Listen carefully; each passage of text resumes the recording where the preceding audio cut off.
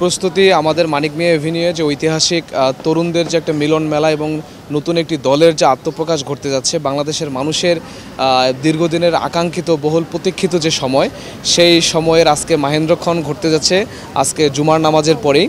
আমাদের প্রস্তুতি মোটামুটি শেষের দিকে। আপনারা দেখতে পাচ্ছেন যে আমাদের যে মেইন যে স্টেজ, সেই স্টেজের কাজ অলরেডি কমপ্লিট হয়ে গিয়েছে এবং সেই সাথে আমাদের সিকিউরিটির যে কনসার্ন ছিল, সেই সিকিউরিটির কনসার্ন আমরা গতকাল রাতেই হচ্ছে যে এটা কমপ্লিট করে ফেলেছি। আমরা বাংলাদেশ পুলিশ থেকে সহায়তা চেয়েছি সিকিউরিটি পারপাসে এবং ডিএমপি আমাদেরকে সহায়তা করার জন্য আশ্বাস দিয়েছে। সেই সাথে আমরা র্যাবের ডিজিকে জানিয়েছি, ফায়ার সার্ভিস ইউনিটকে আমরা জানিয়েছি এবং সেই সাথে এখানে আমাদের যারা দূর দূরান্ত থেকে যে জনতা আসতেছে, আমাদের জাতীয় নাগরিক পার্টির যে আমাদের যে নেতাকর্মীরা আছেন, তারা যে আসতেছে তা অলরেডি আপনারা জানেন যে গতকাল রাত থেকেই ঢাকা শহরে প্রায় লক্ষাধিক মানুষ চলে এসেছে। তাদের সকলের সিকিউরিটি কনসার্ন হিসেব করে আমরা সব কিছু সুন্দরভাবে সাজানো আছে এখানে। আচ্ছা, আমরা টার্গেট নিয়েছিলাম যে হচ্ছে 4 থেকে 5 লাখ। তা আমাদের প্রত্যাশা অনুযায়ী তারও বেশি হতে পারে।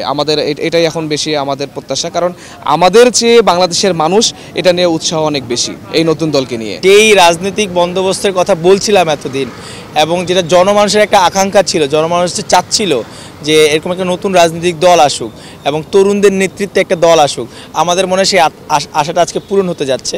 এবং এর পরবর্তীতে আমার মনে হয় যে চমক বলতে আসলে তরুণরা যে রাজনীতি করতে চাইতো না, আমরা একসময় বলতাম, এর থেকে বড় চমক কী হতে পারে যে তরুণরা আজকে রাজনীতিতে আসতেছে, তাদের মাধ্যমে একটা দল গঠন হচ্ছে এবং তারা সামনের দিকে রাজনীতিতে অগ্রসর হবে। তো আমার এটা বাংলাদেশের মানুষের প্রত্যাশার জায়গা থেকে, একটা চমকের জায়গা থেকে শুরু করে আমার মনে হয় একটা আকাঙ্ক্ষার জায়গা আজকে পূরণ হবে।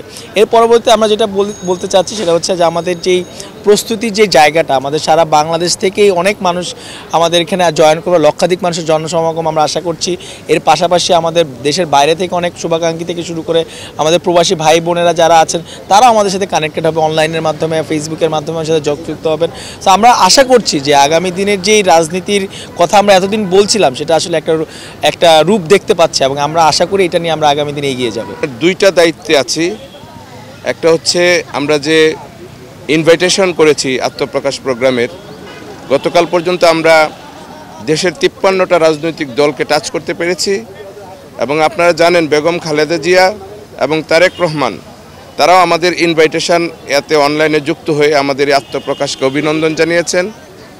আমরা সবগুলা দলকে এবং দেশের সুশীল সমাজ, শিক্ষক, চিকিৎসক এবং যে সাংস্কৃতিক কর্মী আছে, সকল জায়গায় আমরা 5000 কমিউনিটিকে আমরা ইনভাইট করতে পেরেছি, আলহামদুলিল্লাহ। আর আমি আজকের প্রোগ্রামের যে শৃঙ্খলা বা ডিসিপ্লিনারি টিম আছে, সেই টিমেও আমি কাজ করছি। Vision hot and cool AC 4-ওয়ে সলিনয়েড ভালভ টেকনোলজিতে হিটিং ও কুলিং দুই মোডেই কাজ করে সমানভাবে। Vision hot and cool AC.